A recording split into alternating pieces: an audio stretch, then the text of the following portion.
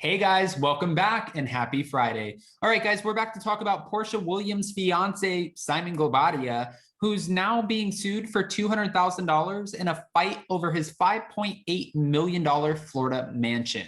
Okay, well, we have all the details on that and more. But before we jump in, if you guys haven't already, go ahead, smash that like button. If you're not subscribed, get subscribed. And don't forget to hit that notification bell because, well, you don't want to miss anything we have coming up. With that, let's jump right in. It's time for all your binge-worthy pop culture news. Welcome to Up and Adam.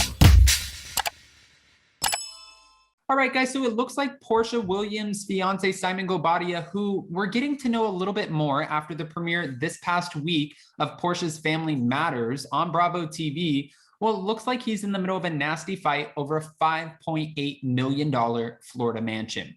Now, according to court documents obtained by Radar Online, a woman named Susie Levy is suing Simon and a company named Sunbelt Title Agency. The complaint was filed back in August. In the suit, Susie says Simon agreed to purchase her Fort Lauderdale home for $5.8 million with a $200,000 deposit. The parties negotiated for a bit before reaching a final agreement. Okay, I don't see a problem yet.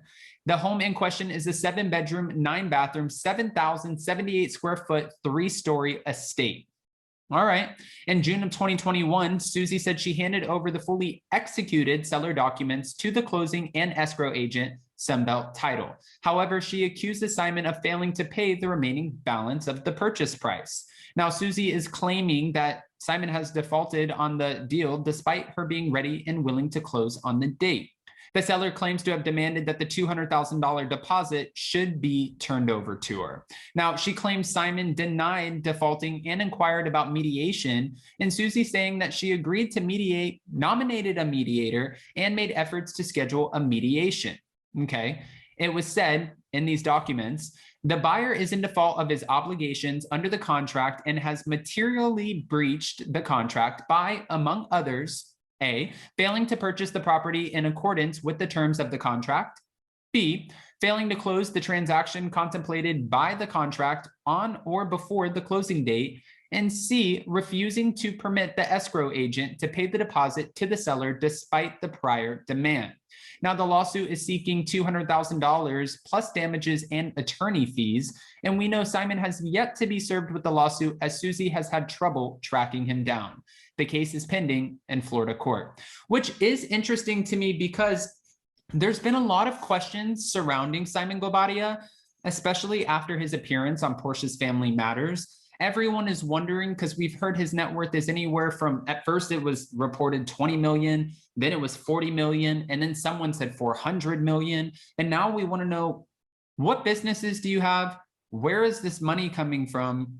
And that's going to happen.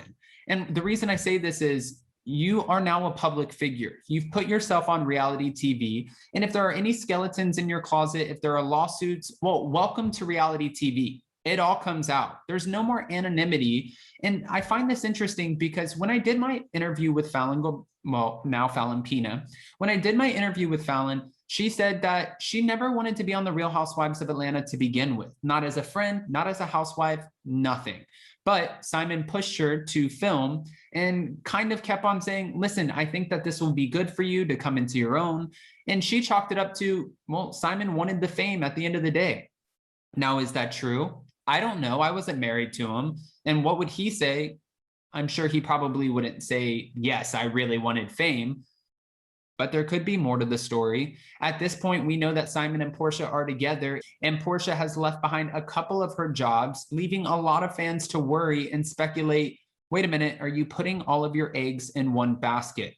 We know Porsha in her new book, The Pursuit of Porsha, also, you know, her time on the Real Housewives of Atlanta, this spinoff, which I need to go and check the ratings for this spinoff because I was so excited to cover it. I covered it with Tisa Tells, Layla Lynn, and also The Grace Report.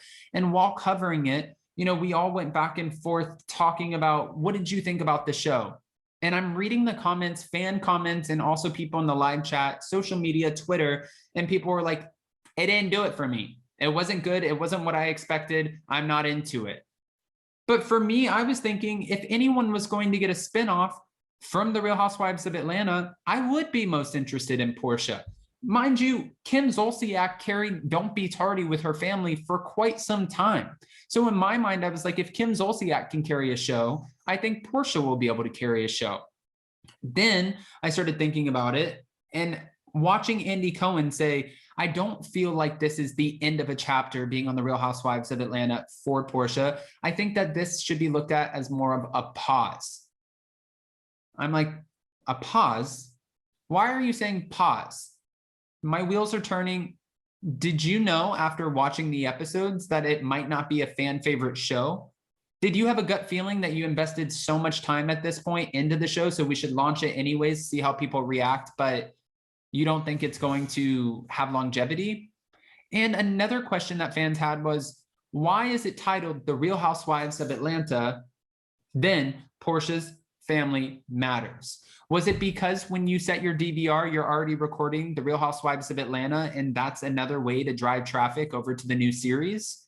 There's a lot of questions here. And of course, there's going to be people have questions to which they want answers. Also, we found out that Dennis McKinley, in some of the scenes that we see him with Lauren, Porsha's sister, and talking about Simon and Porsha's relationship, those weren't filmed until after they already started filming and got midway through filming. And production was like, no, we need to add to this dynamic.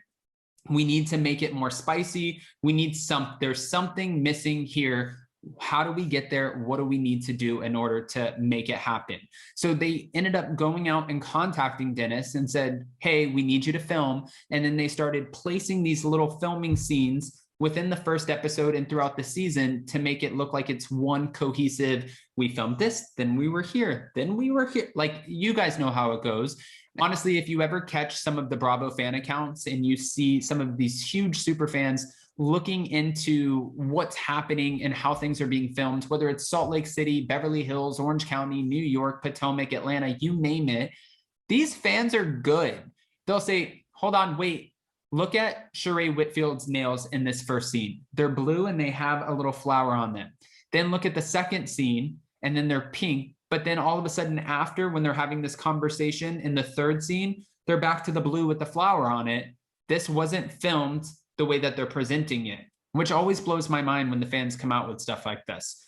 However, I don't want to just give you all of my opinions and not ask what you think. So guys, go ahead and comment below. Let me know what you think about Simon and this $200,000 lawsuit. And what are your thoughts about Porsha's Family Matters? Will you be joining us for the recap with Layla Lynn, Grace Report, and Tisa Tells on Monday? I hope so. I would love to see you guys there. Don't forget to smash that like button. If you're not subscribed, get subscribed. And don't forget to hit that notification bell because, well, you don't want to miss anything we have coming up. With that, we'll see you next time. Bye, guys.